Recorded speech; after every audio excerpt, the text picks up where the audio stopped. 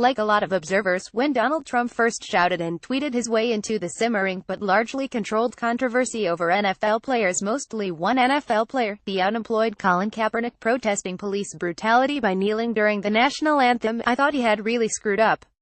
As Jonathan Chait pointed out, he succeeded mainly in expanding the protests and turning them into an act of defiance against the broadly unpopular Trump in defense of widely respected free speech rights.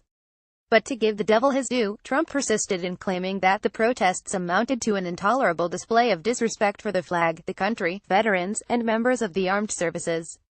And when NFL owners largely sided with their protesting players rather than the president, Trump threatened their wallets by suggesting his followers boycott games.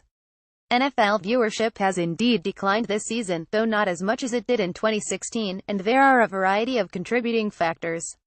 But perhaps more importantly, Trump seems to be gradually winning the war for public opinion on the protests, at least insofar as he and his supporters continue to frame it as a question of patriotism.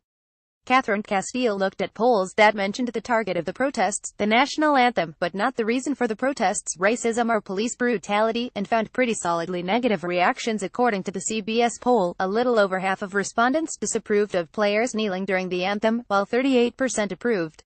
Similarly, in a HuffPost YouGov poll, close to half of respondents felt the protest was inappropriate, while 36% thought it was appropriate. In a separate CNN poll, when asked whether players kneeling during the anthem is the right or wrong thing, 43% of respondents said players were doing the right thing, while 49% disagreed. Castile also noted that reactions to the protests vary enormously by race and party. Since the NFL fan demographic tends to skew whiter, older, wealthier, and more male than the country as a whole, the odds of an economically costly backlash are very high if Trump keep up the pressure. The vice-president's fatuous stunt on Sunday of showing up at an Indianapolis Colts game specifically in order to leave after an anthem protest was a pretty good indication that the president's not going to let this go. It may not be coincidental, then, that NFL owners seem ready to capitulate to Trump, with some face-saving gestures for players intended to make it easier for them to throw in the towel as well. The planned surrender is being telegraphed by NFL Commissioner Roger Goodell in a letter to owners that went out today. Here are the two key paragraphs. Like many of our fans, we believe that everyone should stand for the national anthem. It is an important moment in our game. We want to honor our flag and our country, and our fans expect that of us. We also care deeply about our players and respect their opinions and concerns about critical social issues. The controversy over the anthem is a barrier to having honest conversations and making real progress on the underlying issues. We need to move past this controversy, and we want to do that together with our players. Building on many discussions with clubs and players, we have worked to develop a plan that we will review with you at next week's league meeting. This would include such elements as an in-season platform to promote the work of our players on these core issues, and that will help to promote positive change in our country. Translation: all players will be required to stand during the national anthem, presumably on pain of being fined, suspended, or dismissed, as Trump has demanded. The league will sponsor alternative platforms for drawing attention to issues like racism and policy brutality, so long as protesters stay away from the anthem.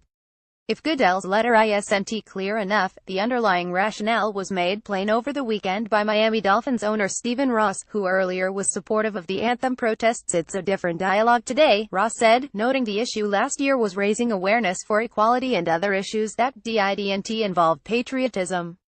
Whenever you're dealing with the flag, you're dealing with something different. The president has changed that whole paradigm of what protest is. I think it's incumbent upon the players today, because of how the public is looking at it, to stand and salute the flag.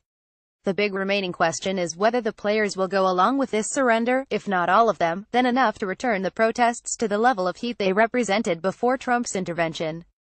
The owners are most definitely serving notice that if the players persist, this time they won't enjoy the support of their employers. If all goes as the NFL plans, the whole saga will drift back into the midst of multiple controversies and divisions in which pro football plays a much less conspicuous role. And at that point, the biggest threat to peace and quiet in the NFL could well be Trump's own inability to graciously declare at least a partial victory and move on. It's unclear if Trump imagined any particular endgame when he issued that belligerent roar at anthem protesters in Alabama a few weeks ago. But soon enough, he may have cowed rich sports team owners, reined in spoiled and largely African-American professional athletes, and defended the kind of empty jingoistic displays that he and many of his supporters love.